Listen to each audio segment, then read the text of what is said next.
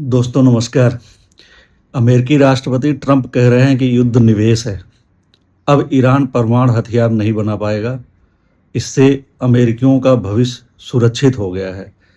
वह धमकी दे रहे हैं कि ईरान समझौता नहीं करेगा तो उसे पाषाण काल में पहुंचा देंगे, यानी मिट्टी में मिला देंगे वाला डायलॉग दे रहे हैं।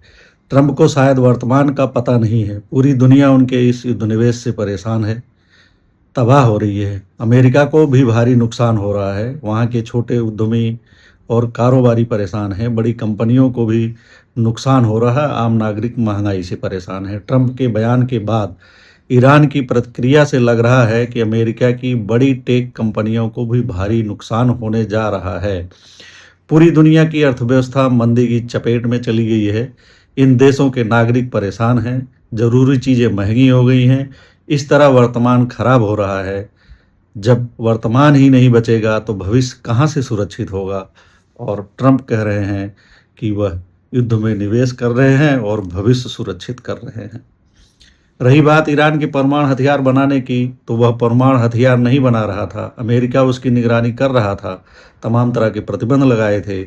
उसके अमेरिका के रक्षा विभाग के अधिकारी और खुफिया एजेंसी की प्रमुख कह चुकी हैं कि ईरान परमाणु हथियार नहीं बना रहा था। इससे तो यह स्पष्ट है कि ट्रंप एक काल्पनिक खतरा बताकर युद्ध लड़ रहे हैं और पूरी दुनिया को परेशानी में डाल रहे हैं। यह भी स्पष्ट हो गया है कि यह सब उन्होंने ईरान के प्रधानमंत्री बेंजामिन नेतन्याहू के कहने पर किया है।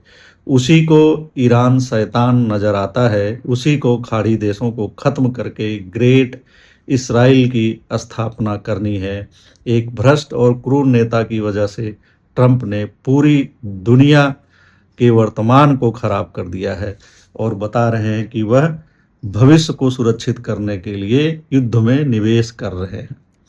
रही बात परमाणु हथियार की, तो यदि अमेरिका, रूस, चीन, उत्तर कोरिया, पाकिस्तान, इजराइल और भारत के पास परमाणु हथियार है तो ईरान भी बना लेगा तो क्या हो जाएगा। यदि संयुक्त राष्ट्र के नियमों के तहत सभी देश काम करें तो लड़ाई की जरूरत ही नहीं पड़ेगी। यदि आप किसी देश के राष्ट्रपति को सेना भेजकर उसके घर से उठा लाएंगे और उसके संसाधनों पर कब्जा करेंगे तो युद्ध तो होगा ही।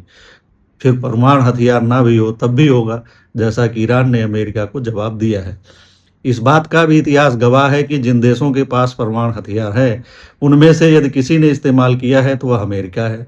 वह जापान पर परमाणु बम गिरा चुका है। इसलिए दुनिया के लिए सबसे बड़ा खतरा यदि कोई है तो वह अमेरिका है।